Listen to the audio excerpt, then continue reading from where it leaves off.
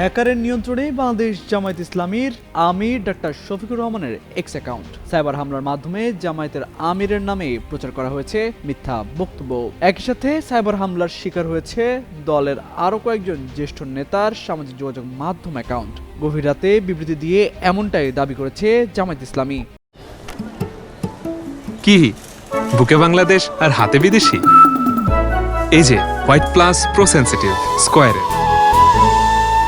জামায়াতের কেন্দ্রীয় campaign team এ তথ্য নিশ্চিত করেছে বলে দলের পক্ষে দেওয়া এক বিবৃতিতে বলা হয়। শনিবার রাতে নিজেদের ফেসবুক পেজে সংবাদ বিজ্ঞপ্তি আকারে বিবৃতিটি দেয় জামায়াত। বিবৃতিতে বলা হয়, অত্যন্ত সমন্বিত পদ্ধতি ব্যবহার করে হামলাকারীরা সাময়িকভাবে জামায়াতের আমিরের এক্স অ্যাকাউন্টের নিয়ন্ত্রণ নেয়। তবে দ্রুত পদক্ষেপ ও বিদ্যমান নিরাপত্তা ব্যবস্থার মাধ্যমে দলের সাইবার টিম অল্প সময়ের মধ্যেই অ্যাকাউন্টের নিয়ন্ত্রণ ফিরে পেতে সক্ষম হয়। ফলে অন্যান্য অ্যাকাউন্ট ও প্ল্যাটফর্মের নিরাপত্তা নিশ্চিত করা সম্ভব হয়েছে।